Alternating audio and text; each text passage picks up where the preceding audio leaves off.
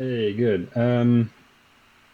Yeah, full disclosure, I'm definitely a physicalist, and I mean, if I were to go through everything that I disagreed with, there would be here all day. I Okay. do want to comment. I Are do want you to a comment on the. reductive physicalist or a non-reductive physicalist?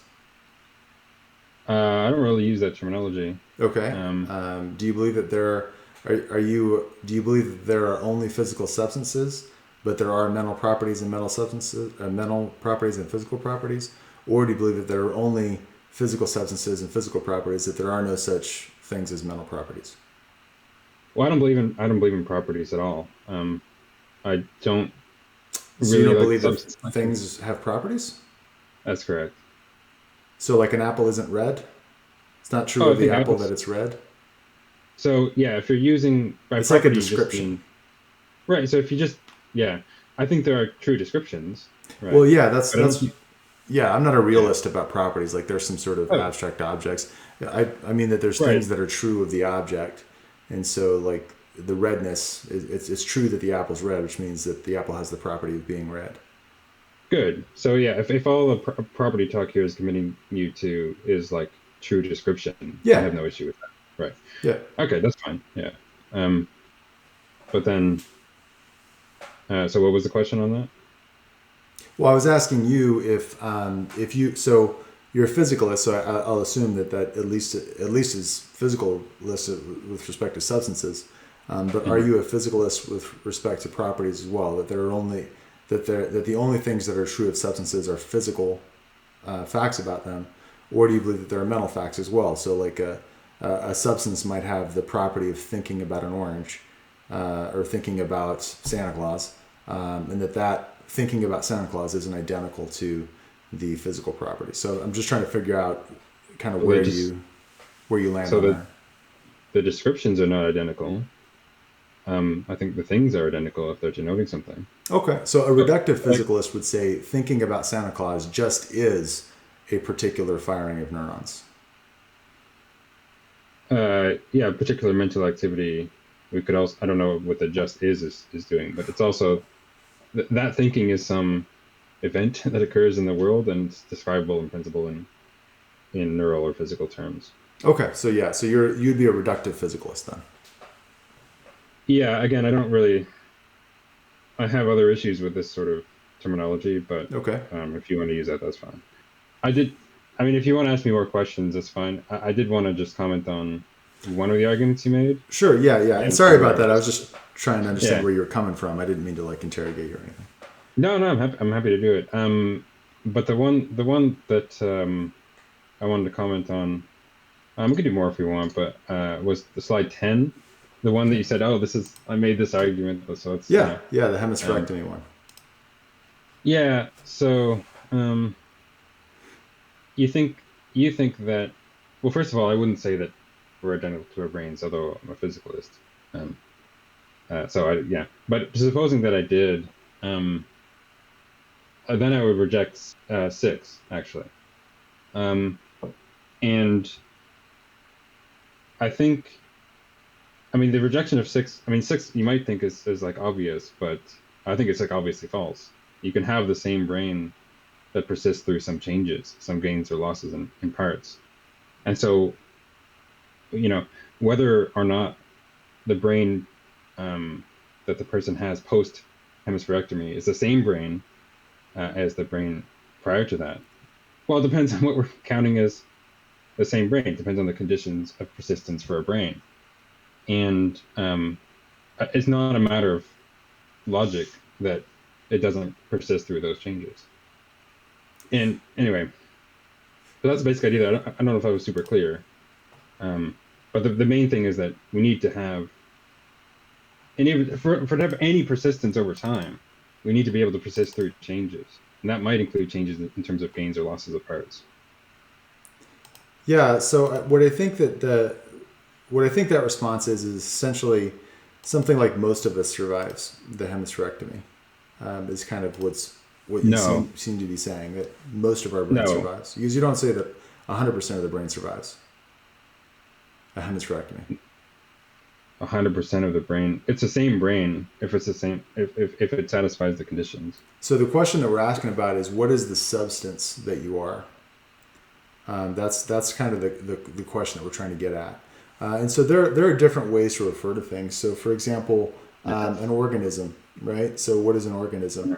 Well, an organism is essentially a causal continuity of biological processes. It's not Yeah. actually referring to a substance.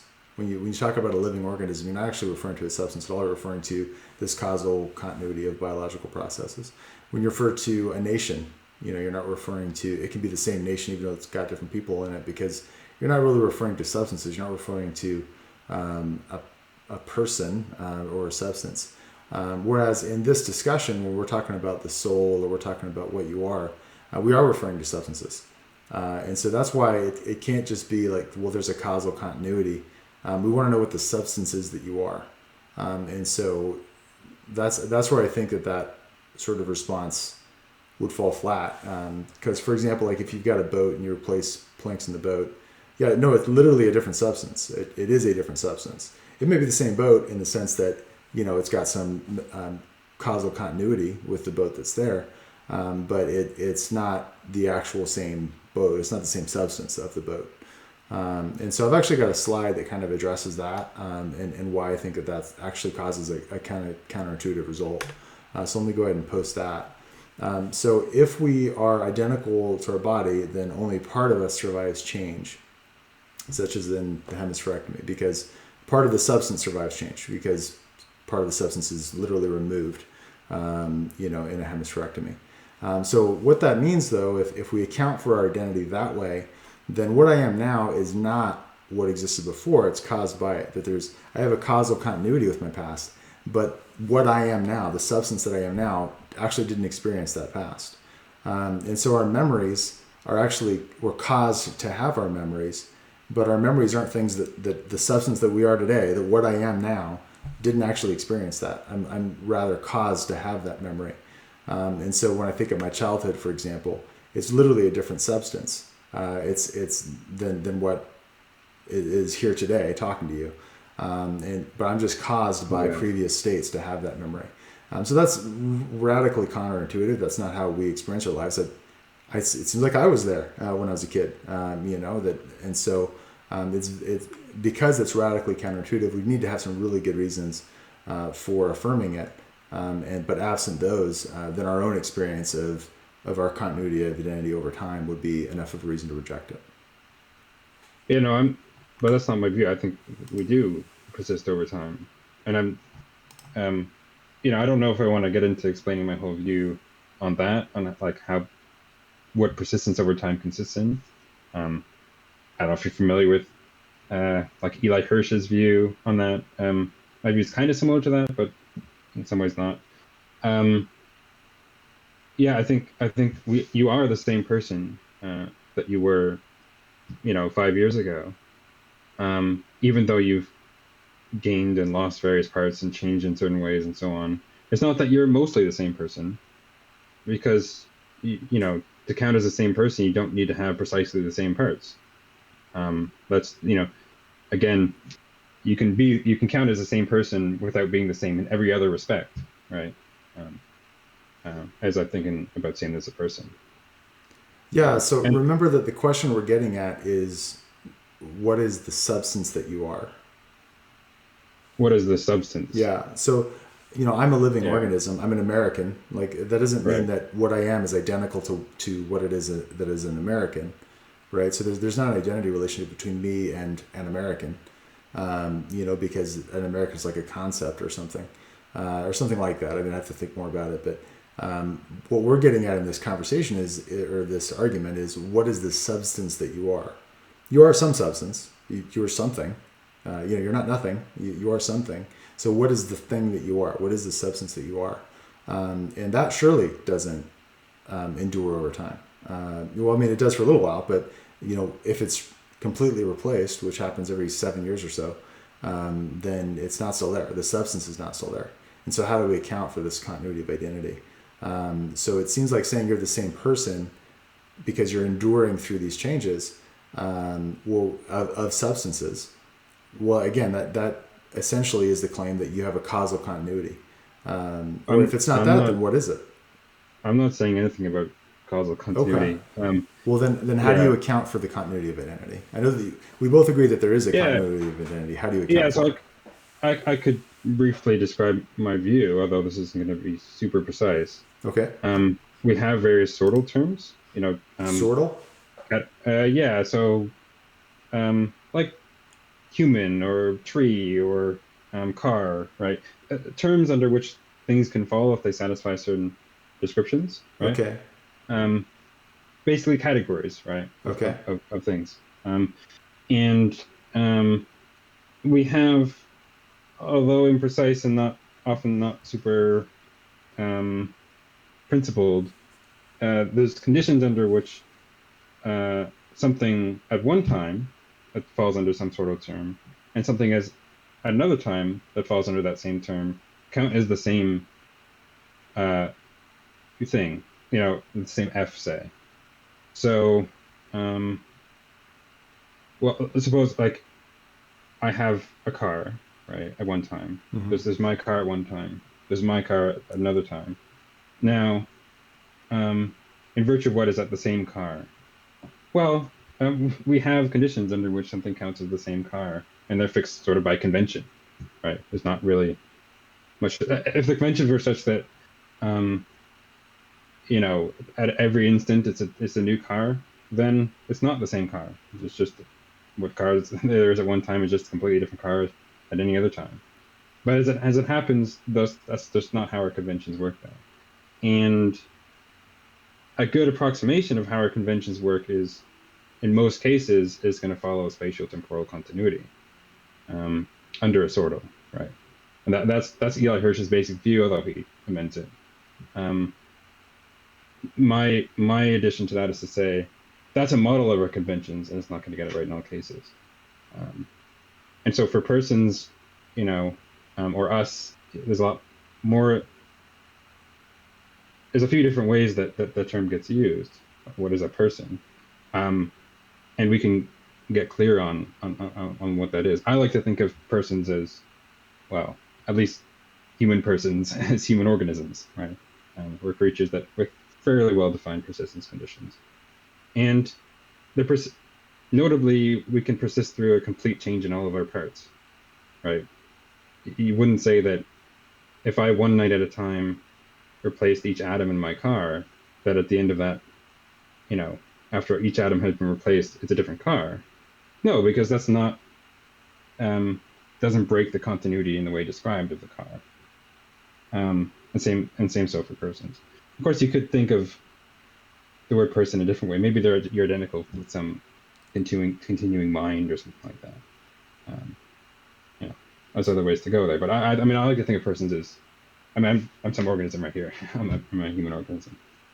Um, Yeah. So I think that is what I was critiquing then, because essentially what you are is essentially this conventional collection of states that are causally connected, or as you said, spatiotemporally connected.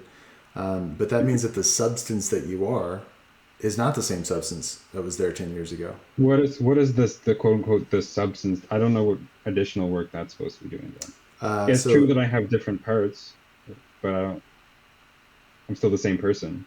So I mean, in terms of the substance that I am, I guess I don't know what additional work that's doing. yeah, so again, like what we're asking for is what is the substance that you are. So what you said is, well, what we mean by a person is this essentially it's a conventional way of referring to a person by them matching very close to the same descriptions. In other words, there's a narrow enough category that they fit within, so they're the same person. Well, that just means that a person is just by convention we just refer to you that way, but there isn't a fact of the matter. So that's kind of part of what you have said, but then that seems to be at odds with what else is Close. that you've said, is that you've got this causal continuity. And so parts of what you're saying seem to be in conflict with other parts of it, because either we account for the continuity of identity because there really is a continuity of identity and it's accounted for through this causal connection, or it's just a convention and there's not really a continuity of identity. It's just a way that we refer to it by convention. And so those two No. responses kind of seem to be at odds with each other, and so it's hard to get one response that'll address both. Yeah, well, they're not actually. I didn't say. I haven't said anything about. causal continuity. I haven't. Well, a spatiotemporal So that- continuity. Right. Yeah, but that's just explaining the conditions under which something counts as the same f, given their conventions regarding f's. Um, so yeah, I mean, on some level, there's going to be conventions involved because there's language involved. We're using these terms. We have this term person. Okay. Um, we're going to have to look to our conventions regarding the use of that term. We might have to look to other things too, but at least we're going to have to look to our conventions regarding the use of that term to figure out, well, where does it apply? You know, when it applies to one thing, at one time and something at another time, under what conditions as it applied to the same thing? Because I don't think that's never the case. Sometimes you have the same thing existing at different times under the same sortal. Um, and I want to take very seriously our conventions regarding the application of that term, F or person or tree or whatever, to answer that question. Um, and we might have to, there might be other facts about the world that bear it as well, but primarily it's going to be conventions regarding the use of the term, because that's kind of the question that we're asking, as I understand it. I don't Yeah, think I think you it can might make be sense. answering a question that we're not really asking. I think that maybe that's kind of because it seems like your responses now seem to focus on how do we know that it's the same person? How would we how would we Oh come no, to no, think of it no, as the same person, which would be different than what no. we're asking. Oh, I'm not. It's definitely not meant to be an epistemic thing. It's about what would it make it the case that it's the same person or not, and that is something that is in large part fixed by the conventions regarding the term. Well, I don't think. it can't be that what makes it the case that it's the same person is because we all refer to it the same way, right? I mean, it can't be We our all. references to the person that makes it the same person. I It's mean, not the surely ref. that can't be it. It's not the references to it. It's the conditions for counting as a person or the same person, given our conventions regarding the use of the term person and whatever. I So, think maybe you and I are using different definitions of the word convention then. Because well, forget the word by convention. convention means like it's sort of a way that we do things or a way that we refer to things. Yeah, well, that's fine. So if your But continuity of identity is simply by convention, then there's not a fact of the matter that you have this continuity of identity. It's just a way that we refer to it. no, there is a fact of the matter, I um, agree that there is a and fact what of the matter. and you have to. The conventions are relevant to what those facts are, right? By conventions here, I'm including things like how we're using terms, what we mean by the term person, and so on. And uh, those conventions can be relevant to what fixes, sorry, certain identity facts and persistence facts. Whether something counts as the same person is going to depend in part on the conventions we have regarding the use of the term person. What we mean by the term person has to be relevant to that. How exactly it's relevant and what the facts are, we could talk more about that. I mean, suppose we didn't develop language at all and we didn't have any sort of way of referring to anything. There would still be a fact of the matter, even if we had no conventions about how to refer to continuity of identity. There would There'd still be a be a fact fact of matter the about what. matter that such and such a person is still alive, right? Like if there's So only one person who existed, so that he never developed language, there would still be a fact of yeah, the matter that he's continuing to exist. yeah, we can say now about such a world that there's a fact of the matter, but we're going to be using the conventions that we have, right? So there wouldn't Um, be a fact of the matter in that case without the language and without. we need to make the statement, right? You need to have the notion of person in mind that fixes what you're talking about. Independent of any such conventions, I don't, what will you even be saying? You can't even form the statement. Okay. Um, Well, yeah, I guess I just don't think that reality quite works that way in the sense that I don't think that truth relies on sentences. I think it's kind of the other way around that the truth of sentences relies on the way the reality is. And so perhaps that's where we're having a oh, disagreement is that's, fundamentally like the correspondence theory of truth. Perhaps oh, that's I'm it. not, no, no, no, But I'm I not, definitely think that even before there were people and before there was languages or anything like that, that there were still facts of the matter. Whether they were tokened into sentences or not, there would still be facts of the matter. Yeah, oh, we're pushing time, so I'll go ahead and let you have kind of the last word, and or perhaps further clarify your position, and then we'll go ahead and close for the night. Yeah, yeah, fair enough. I think I appreciate the time. Obviously, this is stuff that a bunch of big topics that can be discussed for hours.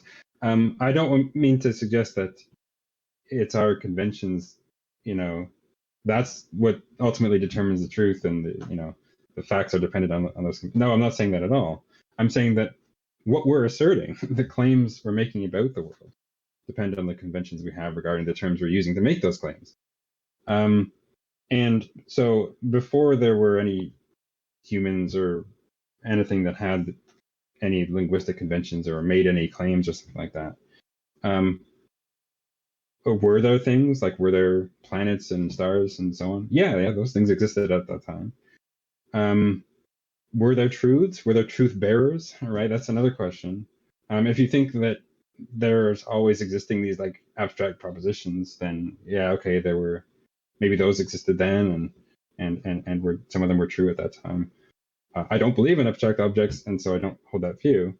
Um, Nevertheless, I think there were uh, things, regardless whether there were persons, to conceive them or to think about them. And but note that when I make that claim, I have to use the conventions I have right now regarding these various terms and what I have in mind when I say them to make that claim. I don't. I don't think it's even sensible to talk about um, what there would be without making a claim that relies on those conventions of any of that sort. Um, and just a final point. Um, I think in a way that's something like what I'm saying here has to be right in my view. That is to say that what counts as a person, what counts as the same person, and so on, has to at least in part be determined by how we're using the term person. It can't just be that there's some um, metaphysical fact out there, independent of any uh, linguistic convention, about what a person is or what counts as the same person. Because what are you saying in that statement? You use the word person. If it's that that just is a word that we use in certain ways. So um, anyway, um, maybe that wasn't the super clear way to put it, but um, that's some of my thoughts on it. All right. Well, hey, I really appreciate that, and thanks for sharing that with me. And thanks everybody for listening. I appreciate you being here tonight. We'll go ahead and close it out for this evening. And yeah, thanks again, and I hope to see you at the next event. Have a good one. Thank you for listening. If you found this helpful, please like and subscribe. Please also look at the show notes in order to find a link to our group so that you can join our next discussion. I look forward to chatting with you.